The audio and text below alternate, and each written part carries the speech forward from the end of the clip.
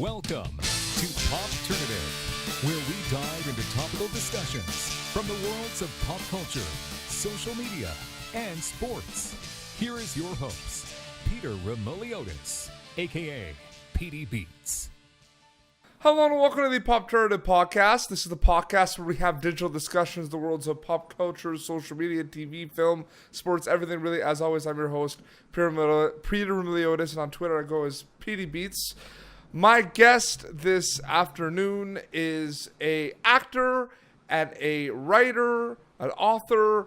He is known as playing Mark in the cult classic The Room, and he is the author of The Disaster Artist. Greg Sestero is with us. Greg, welcome to Popternative. Hey, it's great to be here after all this time. No, absolutely. You know, we were talking about before we started, we've been wanting to do this interview for quite some time, but I know with, you know, the Golden Globes and the film adaptation of The Disaster Artist has just been crazy for you these past couple of years.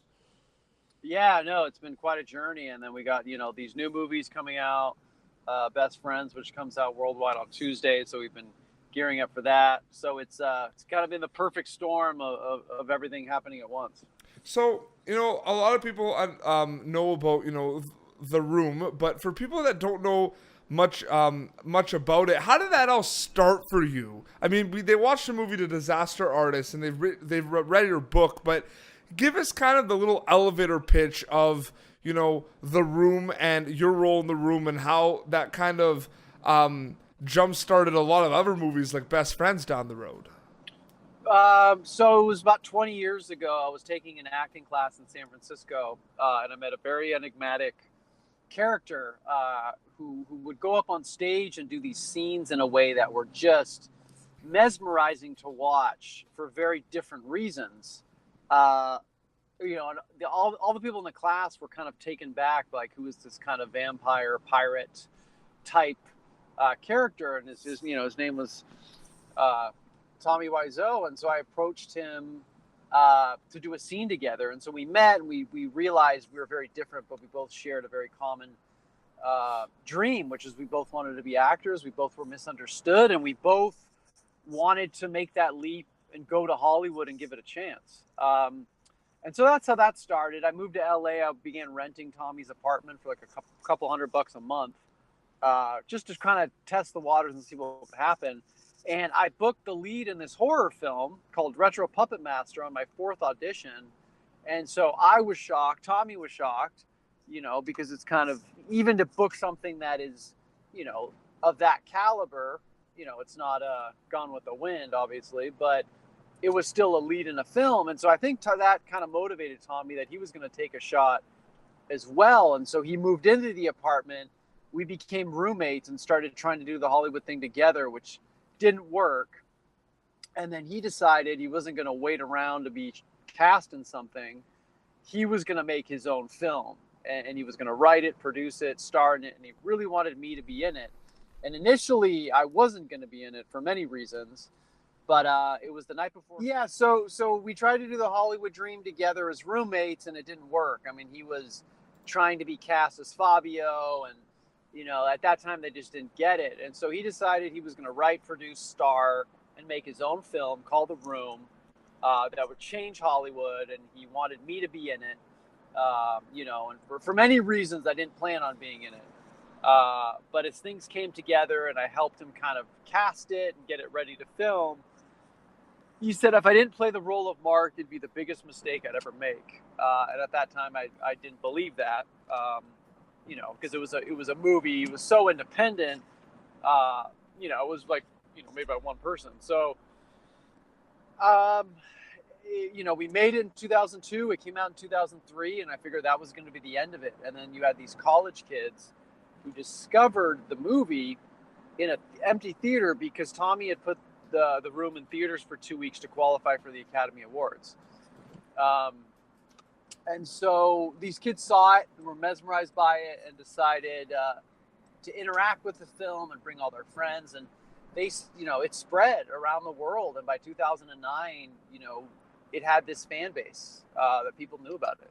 No, absolutely. And a lot of people know that you actually wrote a book called The Disaster Artist, about your experiences making The Room. And this is a two-part question, Greg. Every time, there's going to be there's going to be a new project, there's always going to be a goal in mind. And then with every project that you do, whether it's writing a book or acting or going on auditions, it's going to be a learning experience. So what was kind of the goal for yourself with The Disaster Artist, the book, and what were some of the learning experiences that came with writing Disaster Artist? I think the vision for me for The Disaster Artist was not too dissimilar to what Tommy had in mind for The Room. Make something that is moving and profound and funny and end up with awards. I think that was the goal, to tell the story about the making of the greatest bad movie ever made and have it be its own great film. I was hoping that the book would be adapted. That was my goal from the start. So I studied Hollywood movies, Hollywood memoirs, Sunset Boulevard, Ed Wood, 127 Hours, survival stories, nonfiction novels, and I thought, what does this story have? What makes it unique? And at the end of the day, it was a story about friendship, about these two complete opposites. These two guys who would be cast more so to be enemies than friends in a film, and so it was a unique Hollywood story that I felt like I hadn't heard, and my goal was for it to be a very readable book for people that don't know The Room, that don't know Hollywood. And that's what was so amazing, is that James Franco, when he read the book first, he had never seen The Room, and the book is what got him interested. And I think that was a great reward, because that was my goal with the book, was to tailor it to everybody. What was kind of the moment where when you found out about The Disaster Artist becoming a film, what was kind of going through your head at that moment? It was just one of those kind of pinnacle moments where, you put up with so much madness and stress and challenges, and, you try to hang on to your dreams. It's one of those moments where it really epitomizes hope. It's like those are the moments you dream about and hope for, that the validation that you aren't completely crazy, that good things can happen, and your work can be recognized amongst people that you look up to. So it was one of those moments where you put in all that work for, and it was really rewarding to at that point. I was really honored that James Franco and Seth Rogen had read the book. That alone was a reward, that people had taken the journey, of your story. So it was incredibly exciting, and I knew at the time, a lot of times when books get optioned, most books never get made into a film. So I took it as a reward, and I didn't expect anything more than that. For sure. So now there's a scene in the Disaster Artist movie where everyone is at the premiere watching the movie for the first time, and you see a lot of the reactions.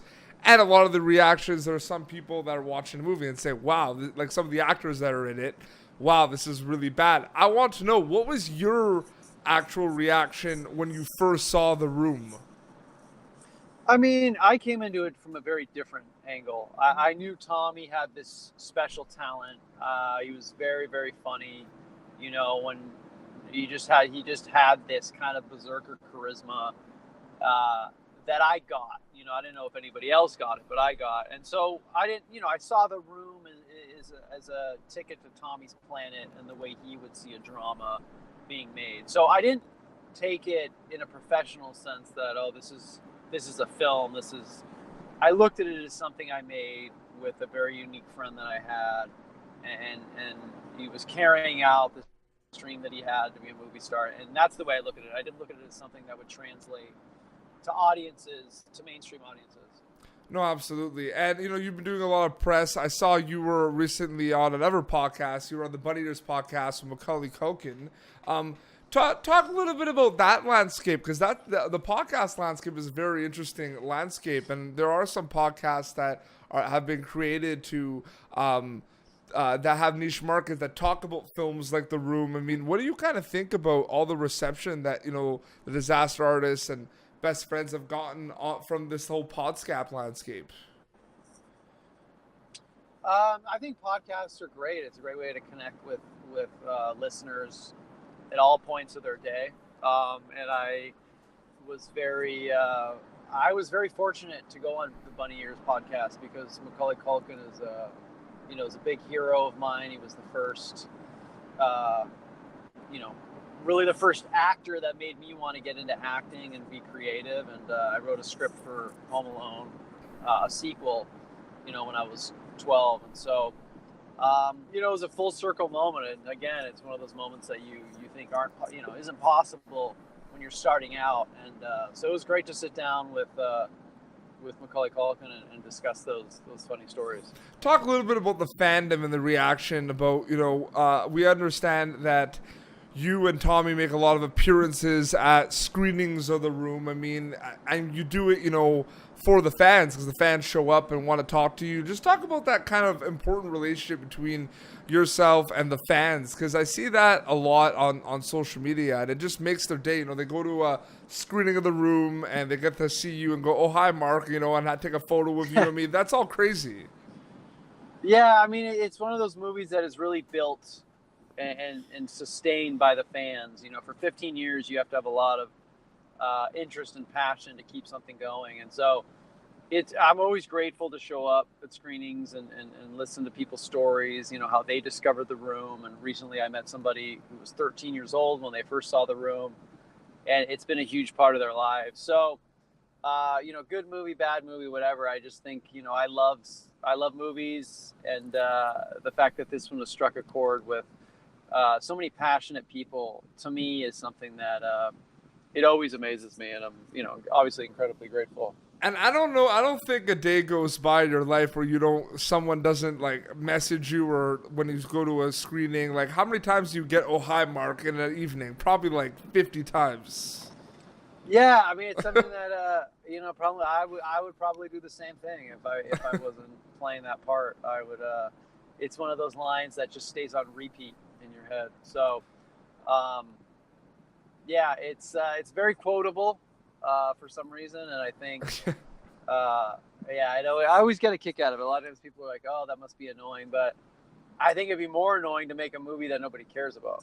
Oh, absolutely. A lot of people want to make movies. A lot of people, are going in are I made Pop Turner because I wanted kind of behind the scenes stories and life and learning experiences as well, and some kind of lessons. So for people that are looking to kind of, start making movies or, start writing a book, what kind of advice can you give them from someone who's had success with, the disaster artist? I think just be passionate about the story first and that process. And there's three phases really, I think, approaching any project is, the pre-production, the production, there's four phases: post-production, and then there's the marketing, and each phase is equally important. So just really try to enjoy each phase, but really you're never going to get more joy and more of a reward than the actual creating process. When I was making Best Friends over the past 2 years, it really, the most fun I had was being on set, making these scenes come to life, watching Tommy get choked by a clown, and then turning around and trying to get the clown acting lessons. Being in the Arizona desert and shooting this kind of neo-western with Tommy. So those are the moments that you really stick out to you. So I think just be passionate about your story, know what's unique about your story, and just get lost in that, and don't worry about anybody else's judgment, or is this going to become a bestseller? Is this going to become an Oscar-winning film? Just try to tell your story and enjoy that. Oh, absolutely. And before we wrap up, what did you think about the film adaptation of The Disaster Artist and Dave Franco's portrayal of you? I thought he did a great job. I mean, I think, Dave really understood what it's like to come to LA, to want to be an actor and have to kind of get stuck in things that aren't, the best, but still have to give your all. He really understood that part. And I think, him getting to work with James, being brothers, I thought was a great dynamic. So I really enjoyed it. If I'm on a plane and it's on there, I'll throw it on and watch some of it. It's always it's got really good repeat viewings, and so yeah, I'm really proud of it. I mean, you got Dave Porter, who did the music, who also scored Breaking Bad, and it's really couldn't ask for more. Really great producers and a great cast, and I think universally the movie was very well received. Oh, absolutely. Well, great. Thank you so much for coming on Popternative. I know we've been wanting to do this for a while, but it was really cool to chat, man. Yeah, absolutely. Thanks for your patience, and we'll do it again. We'll do it again sometime. No, absolutely. And quick plug, plug away now. You know, where can people follow you on social media? What could they be looking out for? What could they be checking out from your end? I'm at Greg Sestero on Instagram, Twitter, and Facebook. And the new movie, the first time Tommy and I have made a new film in 15 years, is called Best Friends, Volume 1. It comes out on September 25th on iTunes worldwide. You can watch that. And then we made Volume 2, which is even crazier. It comes out in January 2019. And, there'll be some screenings throughout the country and I think in Canada as well. So, yeah, I mean, again, hopefully you guys keep enjoying these crazy movies. Perfect, man. Well, thanks again. And this has been Popternative, youtube.com/Popternative for previous episodes of Popternative. Until next time, this is Greg Sestero at PD Beats signing off. Thank you for tuning in to Popternative. Make sure to check out our past episodes of Popternative on YouTube. Be sure to like Popternative on Facebook and follow us on Twitter. This has been an Autograph Communications production.